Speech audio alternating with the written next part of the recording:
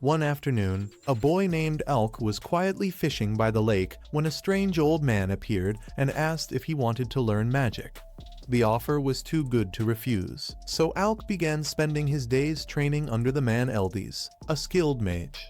One day, Eldies decided to teach Alk fire magic, the kind used to protect others. It was tricky at first, but Alk eventually got it right. He was a little disappointed it took him all day, but Eldies reminded him that most people need a month to learn what he did in one day, so he should stop pouting and be proud. When Alk begged for another lesson, Eldies said that was enough magic for one day and suggested they relax with some fishing. Alk reluctantly agreed, though he clearly wanted to keep learning. Eldies chuckled and said Alk had amazing talent. Even without a teacher, he'd probably become a great mage. That got Alk thinking.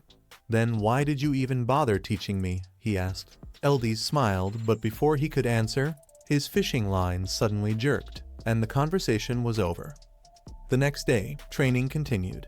Eldies handed Alk a magic textbook, but to Alk, it was more confusing than math with letters. Over the next few months, though, he slowly began to understand. Then, one spring morning, Eldies came with bad news. He had to leave the capital and could no longer train Alk. Before leaving, Eldies gave Alk one final warning. "You have the talent to become a court magician, but if anyone ever offers you that job, turn it down. It's not worth the trouble." Alk was confused and asked why Eldies had chosen to teach him in the first place. Eldies revealed that Alk's mother once did him a great kindness, and training her son was his way of repaying that debt. Years later, Alk became a student at the Royal Academy.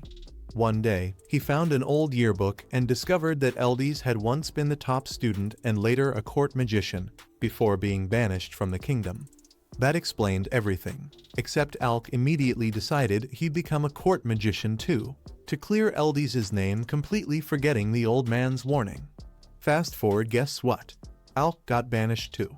He had joined the hero party, led by the Crown Prince Regulus, along with Lenny, a mage, and X, a knight. But during a mission, Regulus suddenly fired him. Alk was stunned. Why? Regulus explained that everyone else had flashy rolls. He swung his sword, Lenny blasted magic, and X blocked attacks. Alk, however, only cast boring support spells like defense and buffing. To the prince, that made him useless. Alk tried to explain that support spells were vital, but Regulus, who hadn't had a smart thought in years, wasn't having it. He told Alk to go home. Ironically, Alk had never even wanted to join the party. The king had ordered him to, and refusing a royal command wasn't an option.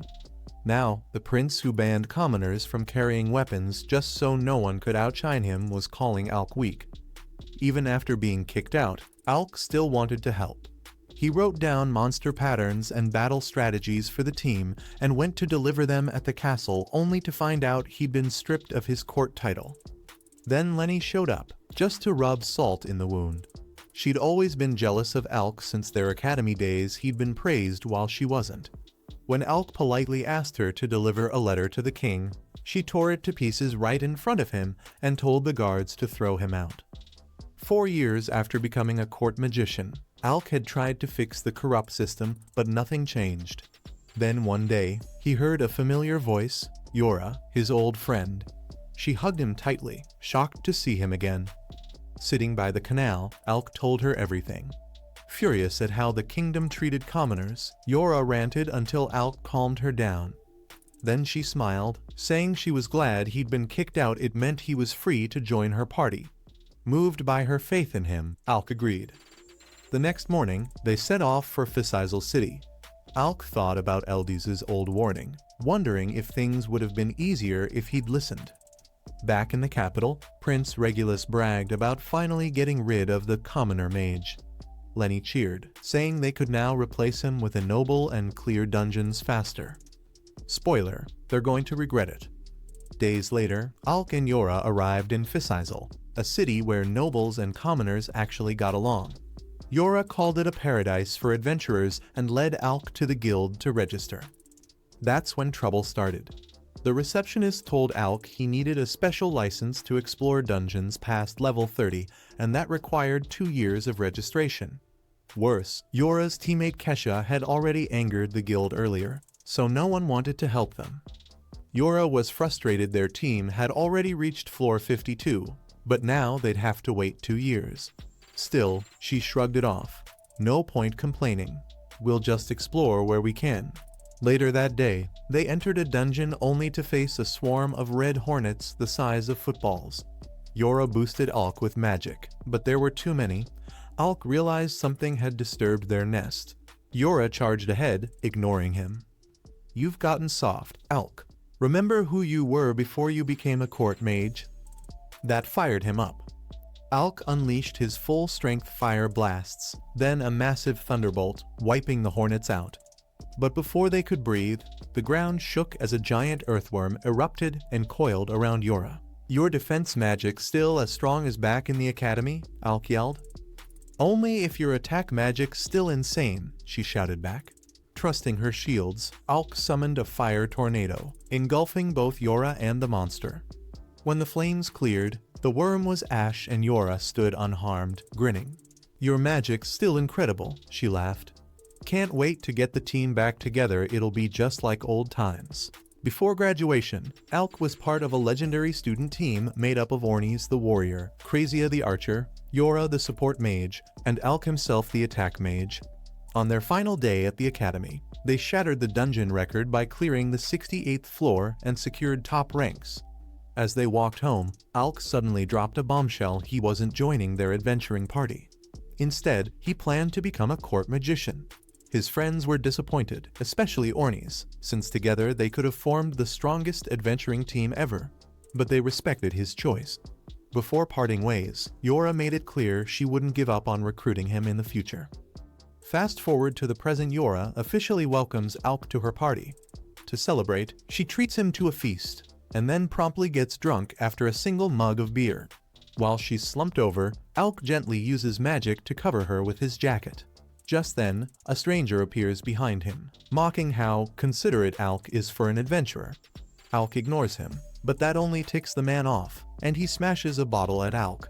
Luckily, Alk blocks it with a magic shield. Before he can retaliate, the man calls him by name and slides a dungeon pass across the table, calling it an apology for testing him. Alk is confused until Yora groggily wakes up and blurts out that the man is actually the guildmaster. The guildmaster, Leviel Stans, invites Alk to a sparring match at the training center. Turns out, Leviel is a former S-rank adventurer, so Alk knows this won't be easy, but it's the perfect chance to sharpen his skills. As the fight begins, Alk fires off a thunderbolt, but Leviel dodges and counters with a water slash. Realizing long range won't cut it, Alk charges in. Leviel buffs himself with enhancement magic, turning into a blur of speed and power. Alk barely blocks his first punch with a shield and gets launched into a wall. But instead of giving up, Alk laughs. As a court mage, he was forced to only support and dodge. As an adventurer, he can finally go all out. He transforms his wand into a magic sword, slashes through Leviel's water attacks, and counters his dash with a thunderbolt. Leviel is impressed but isn't done yet. He activates an ancient artifact, massive gauntlets that can crater the floor with one punch. Alk knows one hit could end him, so he strikes back fast. Unfortunately, Leviel's artifact also heals him over time, meaning the longer the fight drags on, the worse it gets for Alk. Alk taunts him into attacking recklessly, leaving Leviel wide open for a clean slash. The fight intensifies, shields shatter, the ground cracks, and finally, with one last move, Alk lands a decisive blow. He collapses immediately after, completely spent. Leviel admits he may have gone a little overboard and declares Alk the winner. Ornis arrives just in time to see the aftermath and teases Leviel for using his ultimate weapon in a friendly match. Leviel just shrugs it was fun. He hands Alk the dungeon pass and promises full support as long as Alk doesn't sue him. As Alk rests on the couch, Yora and Ornis talk about his rough past. At the royal castle, commoners like Alk faced endless snobbery and unfair treatment. Surviving there as a court mage was a battle of its own. Suddenly, the receptionist rushes in with bad news, and Leviel leaves to handle it, strictly warning them not to touch his expensive alcohol. Naturally, Ornis immediately grabs the fanciest bottle he can find, just to mess with him later. Then he turns to Yora and says, "All right, spill it. I want the full story of Alk the court mage." And oh boy, she's got plenty to tell. Back when Alk worked at the royal castle, life was miserable. His job was to protect the prince, but here's the catch: he wasn't allowed to carry a sword or use any magic that might make him look stronger than the royal brat. On top of that, he had to carry the team's luggage and manage their gear. And to add insult to injury, after forcing Alk to only use support magic, the prince had the nerve to call him useless for doing exactly that. Ornies is baffled because Alk is an attack mage, not a healer. So Yora explains that Alk spent years learning support magic just to keep the prince happy, even though it wasn't his thing. Hearing everything Alk went through, Ornies is ready to march to the kingdom and punch that prince square in the face. But Alk stops him. He admits the past still stings, but he's not the kind of guy to waste energy on revenge. He'd rather spend his time adventuring with his friends. Besides, karma will deal with the prince eventually after all. There's no one left to clean up his royal mess anymore. That gives Ornies an idea. If they become the strongest adventurers in the world, the prince will regret ever kicking Alk out. One day, when the prince comes crawling back, Alk can reject him with the most satisfying no ever. Alk likes the sound of that. The two fist bump, swearing to rise to the top together. Meanwhile, in another room, a badly injured member of an S-rank party is being patched up. She reports to the guildmaster that their mission was a total disaster. The rest of her team is still trapped on the 64th floor of the dungeon. The guildmaster, Leviel, calls for an emergency rescue team, but the only people available on such short notice are the ones already at the guild. Everyone looks uneasy. They know how dangerous that floor is. While the meeting happens, Alk sits alone in Leviel's office, bruised and bandaged from his spar earlier. Krezia finds him and heals him with restoration magic. She reminds him he's not an outsider anymore, he belongs here. Years of keeping his head down at the castle made him quiet, but breaking that habit won't happen overnight. She gently pats his head, and for the first time in a while, Alk actually feels safe. A moment later, Ornies and Yora return, grinning like troublemakers. Ornies announces they've got their first big mission, the dungeon nicknamed Tank Killer. Why the name? Because inside, healing magic doesn't work, only potions can keep you alive. Krezia clearly hates this plan since healing is her specialty, but Ornies pressured her into it anyway. Alk worries he won't be much help, but Yora cuts him off with a grin. "Are you kidding? You're the backbone of this team. Without your magic, we can't even start."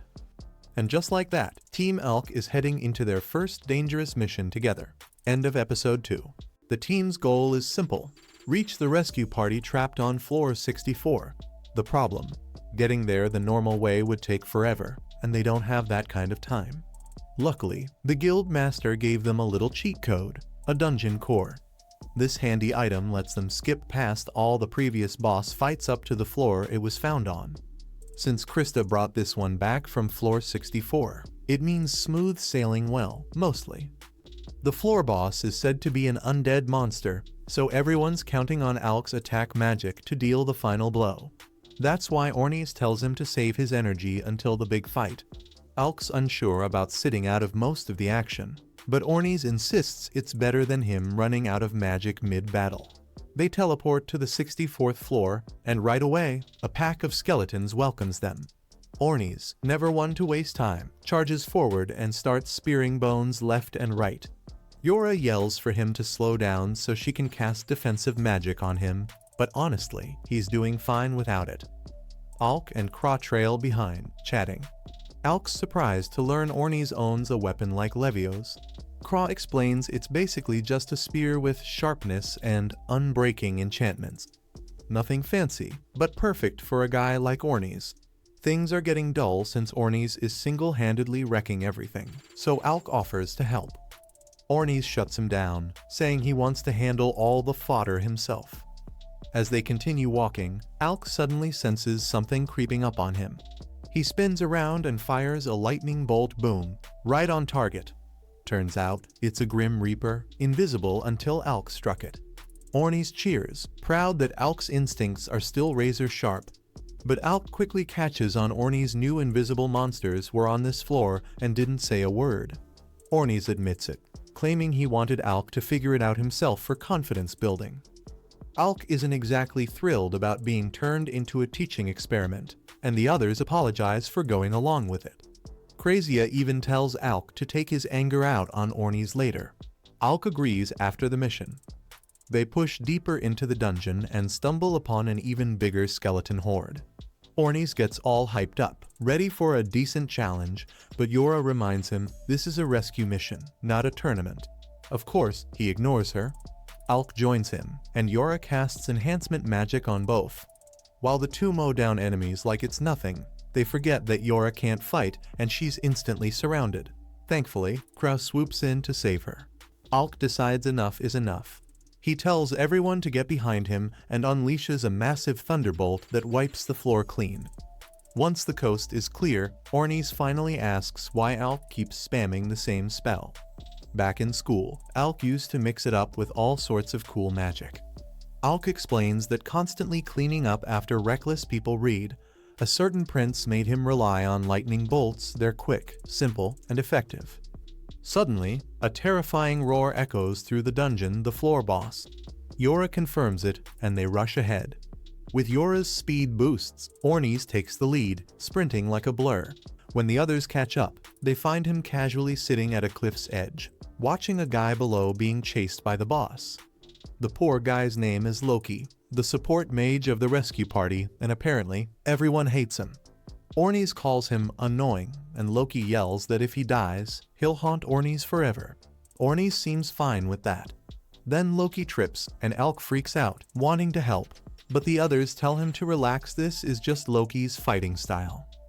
Sure enough, the boss steps on one of Loki's traps, and a huge fire pillar blasts it from below. Loki laughs like a maniac as more traps go off, but then runs out. Now he's out of tricks and seconds away from becoming Monster Chow. That's when the team jumps in. Ornies drags Loki to safety while the others distract the boss. The monster charges straight for Loki, furious at being tricked. Ornies can't outrun it, so he pulls off an epic move running under the monster and yeeting Loki across the battlefield to Krazia, who catches him. Yora tells Krazia to get Loki to high ground while she powers up Ornies with every buff spell she's got. Fully charged, Ornies charges head-on. He dodges a huge strike, leaps, and drives his spear right under the monster's eye, but it's not enough. The beast smacks him down hard. Yora rushes to his side and throws up a magic shield just in time to block the monster's stomp. But the shield's already cracking, it won't last long.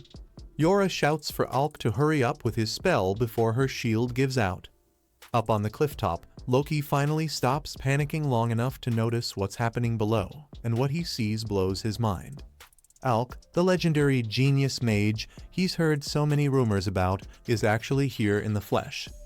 Loki leans forward, watching closely as Alk calmly starts forming magic circles, lots of them.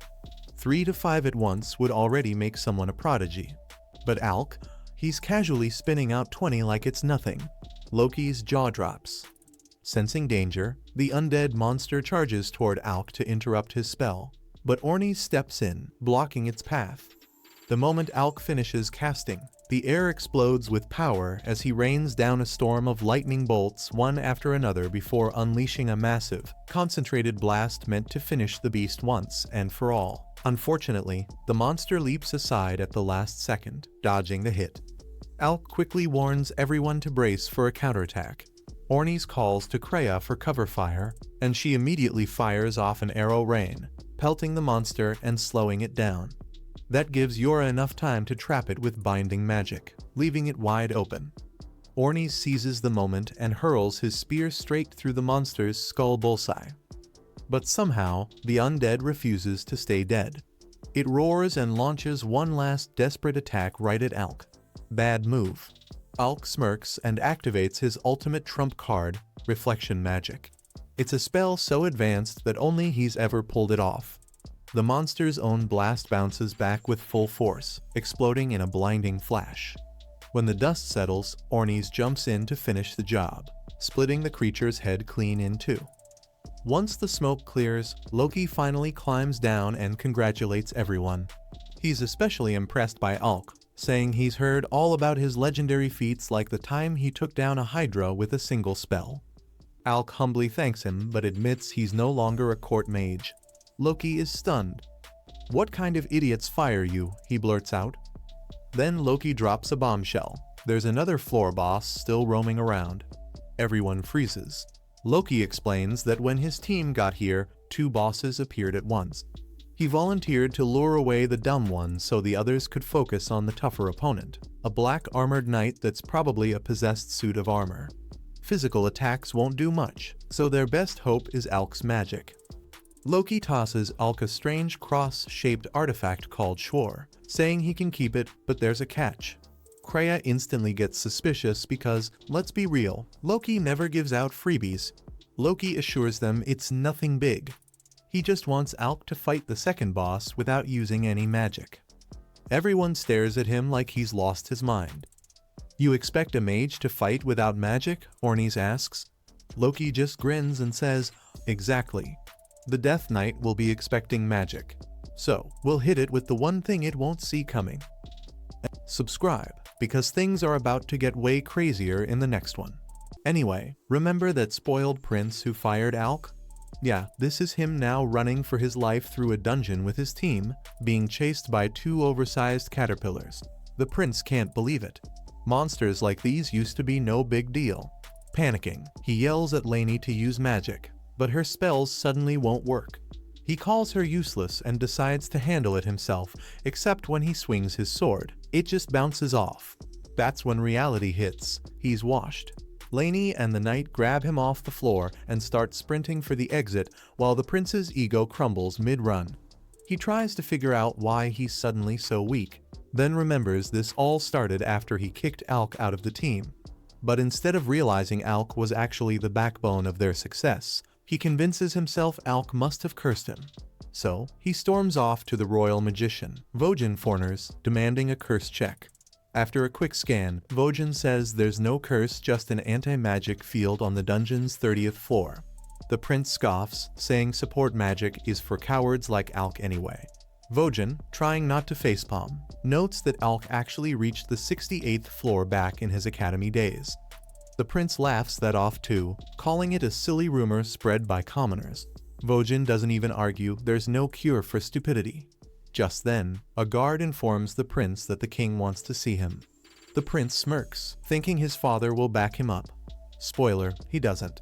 The king instead tells a story about a noble named Eldas, a genius magician who once warned him that mistreating commoners would bring ruin to the kingdom. The king ignored him back then, but now he's rethinking things. He admits he sent the prince into the dungeon to test whether nobles were truly superior, and based on how that went, he's changing policy. From now on, talent matters more than bloodline. The prince is horrified, calling it a disgrace to their family. The king admits it's his own fault for raising him that way, but insists things must change. Then, a guard brings what's left of a book Alk wrote, a detailed guide for clearing the dungeon's 30th floor. Turns out Lainey tore it up before the prince could see it. Realizing Alk might have actually been brilliant, the prince excuses himself, spiraling into denial. Meanwhile, Alk's preparing for battle.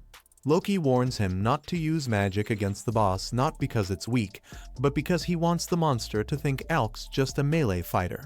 The plan is to catch it off guard. Alk's skeptical but agrees. Loki then prepares teleportation magic with Kraz help, a spell so top secret it could get them arrested. The others panic, but there's no time to argue. As Loki draws the circle, Alk asks Yora if Loki can really be trusted.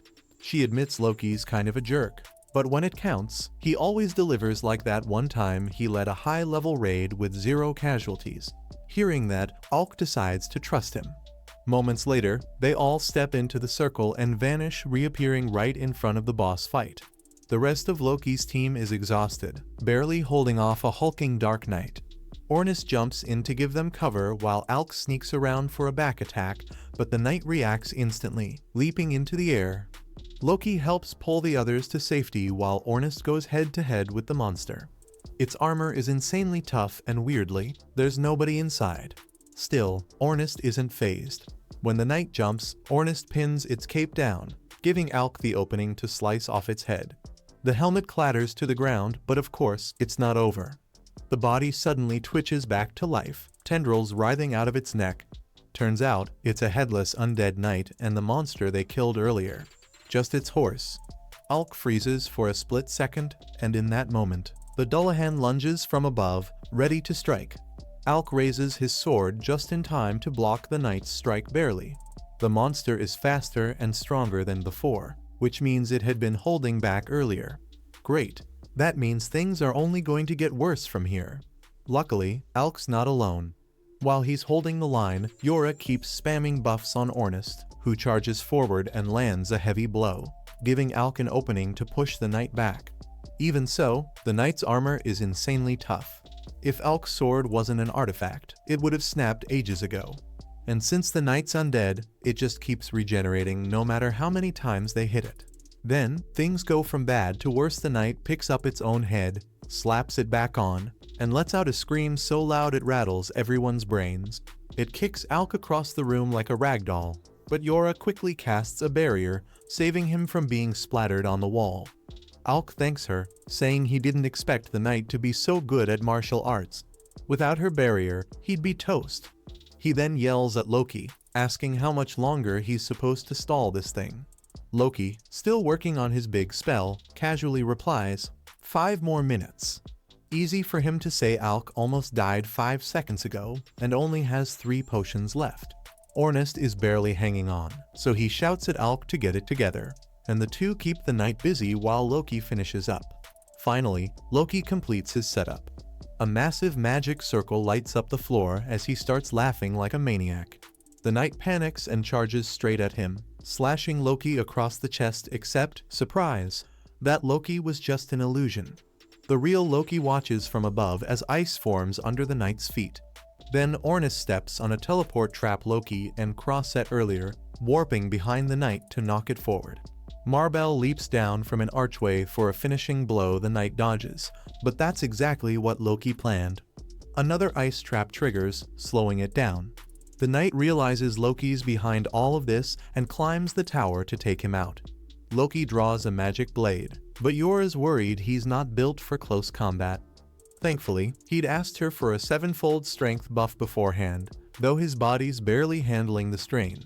He still manages to keep the knight busy long enough for Yora to cast a binding spell. But before they can breathe, the knight breaks free and smashes Loki off the tower. As he plummets, Loki doesn't panic. He just grins and shouts to Alk. The stage is set. Finish it. Alk begins casting massive magic circles that light up the night sky. Loki can't help but be impressed. Alk's using even more magic than he did against the last boss. But after all that fighting, Alk's body is close to breaking down. Every muscle strains under the pressure of maintaining such a complex spell. Still, he refuses to give in. Gritting his teeth, he gets back on his feet and unleashes his Thunderbolt acceleration spell.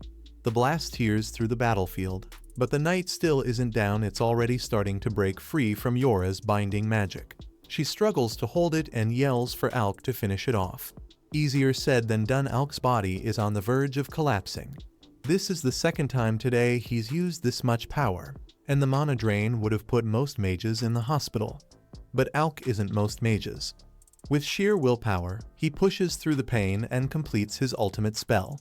A massive lightning dragon bursts forth, roaring across the sky before vaporizing the knight in a single strike. The battle is finally over. Alk drops to the ground, completely exhausted, and jokes that having reliable teammates really makes a difference. Yora laughs, saying it's the other way around. They were the ones relying on him. Ornest grins and reminds Alk of their earlier bet. Whoever passed out first had to do a dare. Technically, Alk lost, but Ornest decides to go easy on him from now on. Alk's dare is to stop keeping secrets and actually talk to his friends when something's bothering him. After the battle, Riol and Marbell come over to thank him. When Marbell invites Alk to raid dungeons with her, Yora quickly cuts in, declaring that he's their party's magician. To show gratitude, Rue offers to write a recommendation for Alk, something he needs to reach his rank, along with the guild master's approval. With the mission complete, Alk collects the knight's magic stone and returns to the guild. The receptionist congratulates him, saying he's been the talk of the place lately. Just as he's about to leave, Lael stops him. Someone from the kingdom of Galana is waiting. It's Vogan, one of the few nobles Alk actually liked. But instead of greetings, Vogan jumps straight to business. Did Alk deliberately let Prince Regulus get himself hurt by not warning him about dungeon dangers? Alk replies calmly that even if he had warned him, Regulus wouldn't have listened anyway. Vogan can't argue with that. Apparently, after Alk left, Regulus tried to solo the 30th dungeon floor and nearly got himself killed. Now he's in the underground training arena, demanding to see Alk. With a sigh, Alk agrees it's time to settle this once and for all. As they head down, Vogan admits he never understood why nobles obsess over status. Alk just shrugs. He's technically a noble too, but he's never cared about titles. He just wants to live freely. In the arena, Regulus greets him by announcing that the king plans to reform the kingdom. He doesn't agree with it, but will tolerate it out of respect for his father. For a second, Alk thinks maybe he's matured until Regulus adds that he still can't stand being lectured by a commoner like Alk. Alk sighs and tells him straight, if he'd just listened before, he wouldn't be in this mess. But Regulus is too stubborn to see it. After 15 years of being told he's superior to everyone, he can't handle the truth. Desperate to prove himself, he pulls out his weapons and challenges Alk to a duel with Vogan as witness. Regulus charges forward, and Alk's eyes widen. He's using daggers instead of his usual longsword. The irony: years ago, Alk told him daggers would suit him better since his body wasn't strong enough for a longsword. Naturally, Regulus ignored him back then. Regulus may have finally taken Alk's old advice and switched to daggers, but just changing weapons doesn't make you a better fighter overnight. Alk easily sidesteps one of his attacks, sending Regulus face first into the ground. It's obvious to Alk that Vogan had a hand in setting this whole thing up, so he asks what he told the prince. Vogan admits he only said one thing: if you want to prove Alk wrong, beat him in a fair fight. So here they are, Regulus's choice, Regulus's challenge. To his credit, he didn't plan any dirty tricks. He just wanted an honest one-on-one. His daggers are enchanted artifacts, so they pack a decent punch. When he clashes with Alk, he even manages to break through his shield, but that's as far as he gets. Regulus had trained non-stop with those daggers for this very fight. In doing so, he realized something humiliating: the only reason he'd ever made it so far in the dungeon was because of Alk's support magic. After Alk was fired, he kept challenging the 30th floor again and again, getting wrecked every single time. Eventually, he read the reports Alk had written, and every single thing in them turned out to be true. That stung more than any wound. For the first time, Regulus saw just how talented Alk really was, and it made him hate how he'd treated him. So now, Regulus demands Alk use his own artifact and fight seriously. Alk asks if he's sure he wants to do this, knowing full well the power gap between them. Regulus doesn't back down. Before they fight, though, Alk asks one question: is it true that the king plans to reform the royal court? Regulus nods, explaining that the king sent them into the dungeon to test the strength of commoners, meaning all of it was part of a bigger plan. Hearing that makes Alk genuinely happy. It means his 4 years as a court magician weren't wasted after all. With that, Alk draws his artifact and warns Regulus to brace himself. Regulus tries to stand tall, but he's clearly terrified. He knows what's coming. Alk charges, but at the last second, he diverts his strike and slams it into the ground instead. Regulus, confused and angry, demands to know why Alk spared him. He admits he spent his whole life believing nobles were superior, and if that isn't true, he doesn't even know who he is anymore. He came here ready to die, thinking it'd be the only way to save his pride. But instead, Alk just looks at him with pity, and that breaks him even more. Alk can't help but laugh at how ridiculous the situation's become. He came expecting a dramatic duel, but now Regulus is basically asking him for life advice. The absurdity of it all makes Alk realize there's no point being angry anymore. Seeing that, Regulus finally apologizes sincerely. Alk's surprised. He never thought Regulus had it in him. He understands that Regulus was just raised wrong, and while that doesn't excuse his behavior, the fact that he's willing to change is enough. Alk offers him a hand. Regulus hesitates, almost grabs it, then quickly pulls back, still clinging to what's left of his pride. Instead, he pulls out Alk's old court magician cloak and apologizes for taking it from him. He offers it back, along with a letter from the king and open invitation to return to the royal court. Alk asks if that's an order, but Vogan clarifies it's just a request. He can refuse if he wants. Alk smiles and says he doesn't need either. He's happy where he is with his friends, his party, and his freedom. Regulus accepts that, but insists Alk at least take the cloak it rightfully belongs to him. Then he turns to Vogan and says it's time to go. As they leave, there's a faint smile on Regulus's face. Both of them found closure that day, the noble who finally learned humility, and the mage who finally let go of his past. And that's the end of episode 5. Subscribe so you don't miss what happens next.